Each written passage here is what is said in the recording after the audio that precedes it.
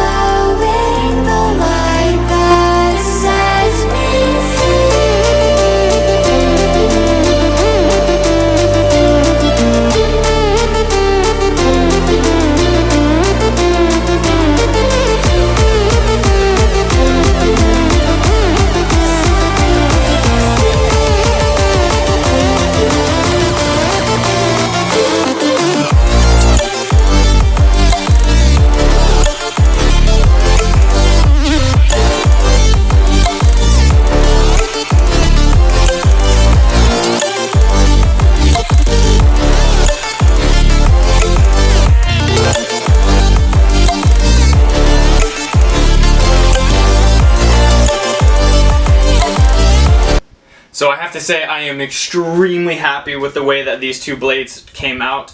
I was honestly not expecting them to come out so well. I think this is honestly my favorite prop that I've made so far, and I really am a big fan of the Assassin's Creed video games. I've been playing them ever since they came out on Xbox years ago. I like the idea of the Vikings. I watched the show Vikings, and I think it's just going to be a really cool addition to the game. So I got these files from NicoIndustry.com. I'm going to put a link to his description below. He's a really great guy. Whenever you buy one of his files, he actually sends you a personalized video thanking you, and it really is personalized to you and to your email address or whatever name you put on when you're buying one of his products. The file was nice because each axe came in 4 separate pieces. You had the axe blade, and then each handle was sliced into 3 different sections to make it nice and easy for almost pretty much any printer. I ended up printing this on my CR10. It took me 2 days to print everything for both axes, so 1 day per axe essentially. I used an infill of 20% and a print speed of 75 to 80 depending on if it was one of the handles or the axe blade itself. I used supports for the axe blades, and I used supports for this bottom handle, and I only use supports for this section right here. I didn't want to have any supports on the inside of the handle because I knew I wanted to put a wooden dowel in the middle. I've made props before where I just glue them without a wooden dowel and someone picks it up or tries to swing it and it just snaps into several different pieces. So I knew I wanted a wooden dowel, and the wooden dowel that I chose for this was a 5/8 inch. It almost fit in there without any sanding, but I did have to do a little bit of sanding just to kind of squeeze it in. I picked up 1/2 inch wooden dowel and it would have just rattled around on the inside. So I wanted something nice and snug so it would stay a little more durable. The finishing process, man, okay. If I went back, I would not have used the XTC 3D for this prop specifically. I use it on almost all of my other builds. The issue with it on this build was that if it clumped up or dried too thick, you actually lost some of the details inside of here. So I spent probably half a day sanding to get a lot of these details back. If I were to redo this build, I would have just used sander filler 3 times like I normally do for my builds. So after I did sand all that primer filler off, it did leave me with a nice coat. I layered it with sander filler. I hit it again with 220 grit sandpaper, followed by 500 grit sandpaper.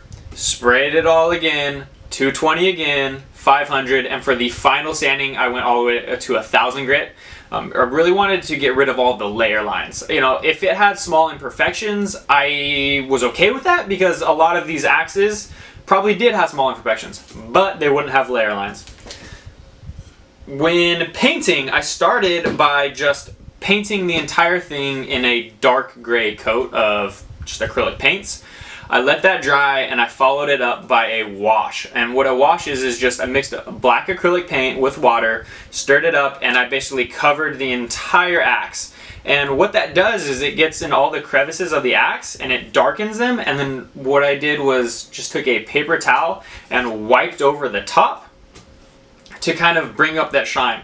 So the black stays in all of these. It just makes that detail pop, I guess. After that dried, I just took a silver / nickel paint, mixed them up together. I took a paper towel, I dabbed it on the paint, and I just coated the entire thing to kind of give it a hammered metal look. I did have to recruit a friend of mine, actually my younger sister, to paint the wooden handles on here.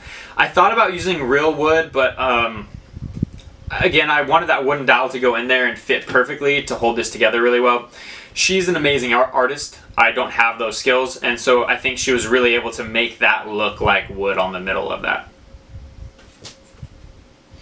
For the handle here, so Nico's file did come with a handle, and it did have the spirals so you could paint it to look like leather. I wanted to use real leather to make it look a little more authentic. Or I shouldn't say real leather. I used pleather. And what I did was I cut a strip of pleather and then I used real leather paints over the top of that to kind of give it a real leather look. After I glued it, I wrapped it. I took 220 grit sandpaper. And I kind of took a look at where the hand would line up. I figured the hand will be, if you're holding this axe, my hand would be right here. And I roughed up the edges to make it look a little more worn, as if a Viking was using this axe a lot and he was constantly picking it up by this side right here. And then that was pretty much my last step. So that's it for this build. Again, I'm really happy with the way it turned out. I can't thank Nico enough. I'm going to mount these on my wall eventually. I'm going to put a link to his website below if you want to buy these STLs for yourself. You can, and I'm going to put affiliate links in case you're not into 3D printing and you have thought about it and want to buy a 3D printer. Those will be down in the description below as well. I can't wait to the next project. I'm going to be making the not so hidden blade that goes on the forearm guard, and I cannot wait to see how that turns out. I'll see you guys next week.